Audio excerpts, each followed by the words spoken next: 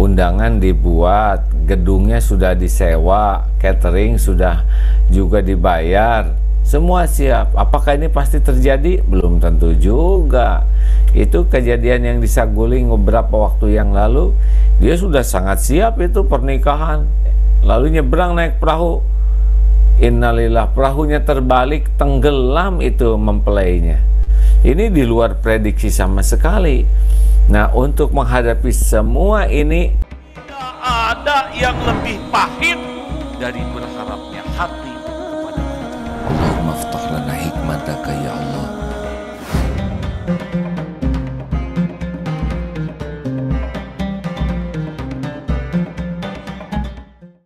sedia payung sebelum hujan, pasti lebih tenang. Sedia ban serep sebelum berangkat, lebih tenang. Apa artinya? Artinya kita menyiapkan diri dengan sesuatu yang prediksi kita hal yang terburuk yang memungkinkan terjadi. Kita harus menyadari bahwa dalam hidup ini tidak akan selamanya sesuai dengan keinginan kita. Kalau kita evaluasi perjalanan hidup, banyak kejadian yang tidak kita duga, yang tidak kita sangka dan terjadi. Dan nyata itu.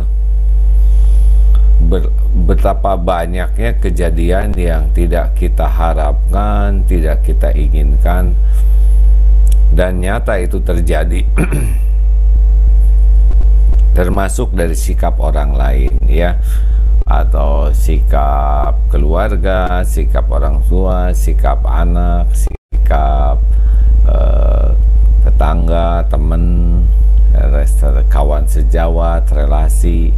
Kita harus sangat siap bahwa bergaul dengan manusia secara syariat itu sangat berpeluang berubah-ubah, karena tiap orang itu punya berbagai hal, latar belakang, karakter, sifat, kemudian input, berbagai hal ya yang memungkinkan kejadian itu bisa berubah setiap waktu.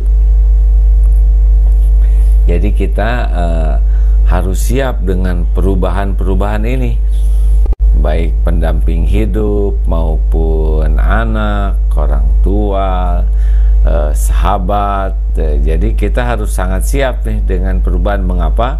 Karena bergaul dengan manusia, manusia itu hatinya bulak-balik terus. Jadi salah nih kalau kita hanya siap begitu terus, ya baik kepada kita, ya harapan sih begitu, tetapi kita harus sangat siap dekat terus. Hidup ini selalu berwarna. Benar tidak nih? Halo, benarkah? Benar. Ya, jadi kita ini harus sangat siap dengan perubahan kondisi. Sedia payung sebelum hujan, sedia ban serep. Kenapa sedia ban serep? Karena kita menyiapkan untuk situasi yang terburuk. Suatu saat ban meletus. Ban serep juga tidak cukup hanya ban serepnya, harus ada dongkraknya dan sebagainya. Kenapa kita siapkan dan lebih tenang? Ya, kemarin tuh pengalaman meletus jalan di tol, bukan jalan, ban di tol. Alhamdulillah, untung ada ban serep, jadi betul-betul bisa ada solusi. Nah, kadang yang tidak menyiapkan diri repot sekali tuh. Di tol tidak ada aman, di tol tidak ada yang tukang tambal ban, wah, repot-repot ya. Artinya apa? Memang kita harus selalu prepare secara syariat. Nah, secara hakikat bahwa Allah tuh sudah punya rencana, kita punya rencana, Allah juga punya rencana, kita punya keinginan, Allah juga punya ketentuan, dan sudah tertulis di Lauh Mahfuz. Nah, kita harus sangat siap ini nih dengan rencana Allah yang mungkin tidak cocok dengan rencana kita. Misal rencananya mau menikah, semua sudah siap, undangan dibuat, gedungnya sudah disewa, catering sudah juga dibayar, semua siap. Apakah ini pasti terjadi? Belum tentu juga. Itu kejadian yang di Saguling beberapa waktu yang lalu. Dia sudah sangat siap itu pernikahan, lalu nyebrang naik perahu. innalillah, perahunya terbalik, tenggelam itu mempelainya. Ini di luar prediksi sama sekali. Nah, untuk menghadapi semua ini, kekuatan imanlah yang akan bisa menghadapinya. Ya, kalau tidak, wah bisa stres. Tapi ya itu dalil yang kemarin disampaikan. Kalau wa in asobaka syai'un fala taqul law ani fa'altu kana kaza wa kaza walakin kul qadarullahi wa ma syaa fa'ala fa inallahu taftahu amala syaitan. Ini penting sekali ya, karena ini dikaitkan dengan dalil al-mu'minul qawi, mukmin yang kuat, khairun wa ahabu ilallah, lebih baik dan lebih dicintai Allah minal mu'mini dhaif wa fi kullin khairan. Dan pada mukmin yang kuat lebih baik dan lebih dicintai Allah daripada mukmin yang lemah, dan pada keduanya ada kebaikan. Jadi kalau udah beriman udah ada kebaikan. Tapi di sana lanjut sekali ya, bahwa ciri orang yang mukmin kuat, mukmin itu adalah ihris ala ma yanfa'uk, berantusiaslah, bersemangatlah, all outlah dengan apa yang bermanfaat bagimu, wasta'in billah, dan mintalah tolong kepada Allah, wala ta'jaz, dan jangan sekali-kali kamu merasa lemah. Nah, jadi kalau ingin tahu ciri orang yang kuat iman itu bukan yang diam, tapi orang yang antusias, orang yang semangat. Apa yang baik bagimu? Yang baik bagimu adalah apa yang Allah perintahkan. Itu sederhananya ya. Jadi apa yang Allah suka itu pasti baik bagi kita. Apa yang Allah perintahkan itu pasti baik bagi kita. Apa yang Allah larang itu pasti buruk bagi kita. Apa yang Allah tidak suka pasti buruk bagi kita.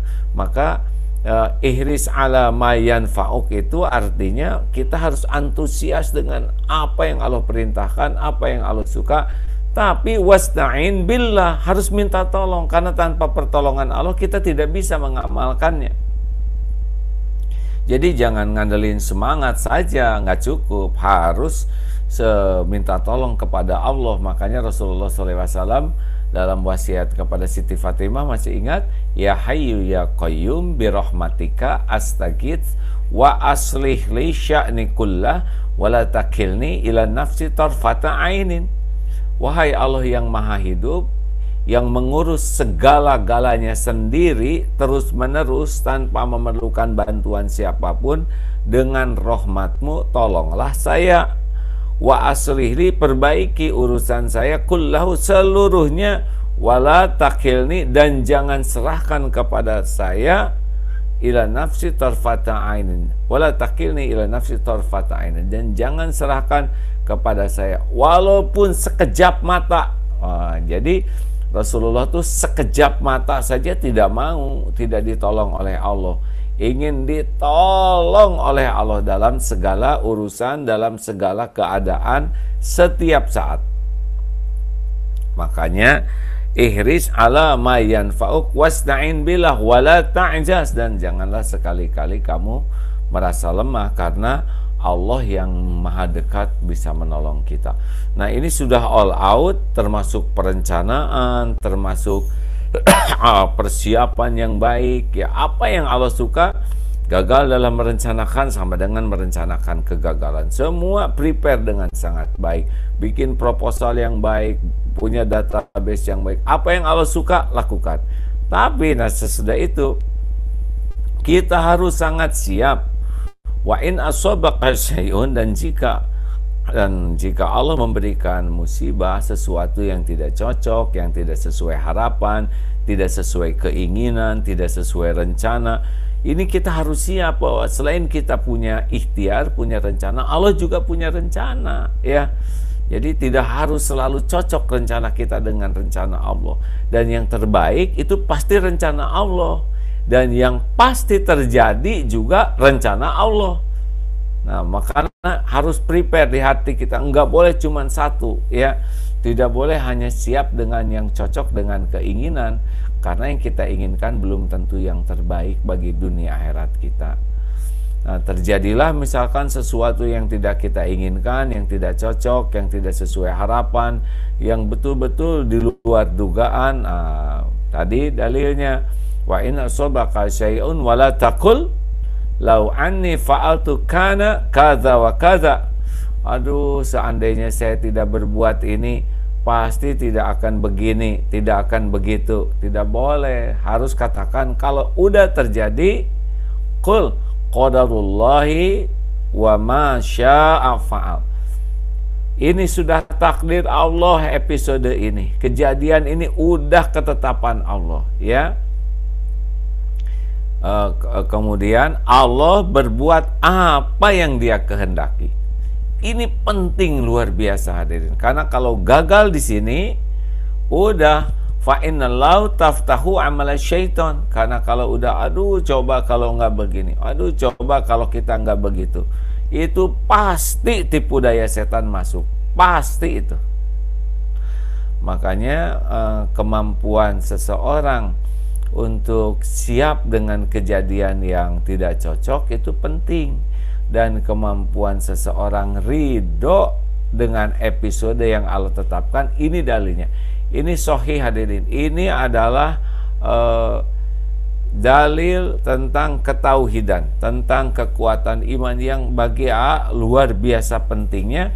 Bagaimana seorang yang imannya kuat itu adalah orang yang antusias, orang yang semangat. Bagaimana orang yang kuat iman itu adalah orang yang selalu berusaha menyempurnakan, tapi pada saat yang sama dia siap dengan kejadian yang tidak diduga, tidak diinginkan, tidak sesuai harapan, dan dia menghadapinya juga tidak rumit. Qadarullah wa ma syaa fa'al. Jadi ini adalah sudah takdir Allah, dan Allah berbuat. Jadi dia tidak akan, aduh, seandainya saya tadi tidak berangkat, saya pasti nggak akan kena musibah ini. Enggak, karena sudah ketetapannya akan diuji dengan musibah ini, maka akan berangkat. Akan ada jalan, kita punya alasan untuk berangkat. Karena apa yang Allah tetapkan akan ada jalan untuk terjadi. Kalau gitu apa? Nah, kedepannya bisa dijadikan evaluasi, ya. Oh, kesalahan saya ini. Kenapa kepahitan ini terjadi? Oh, tadi saya pergi tidak sodako. Oh, tadi saya berangkat tidak pakai doa. Oh, tadi saya berangkat nyakitin orang dulu. Boleh, boleh. Tapi tidak boleh seandainya, ya. Maksudnya, aduh, coba kalau saya tidak pergi, mungkin saya tidak akan kejadian. Enggak. Nah, begitulah pentingnya.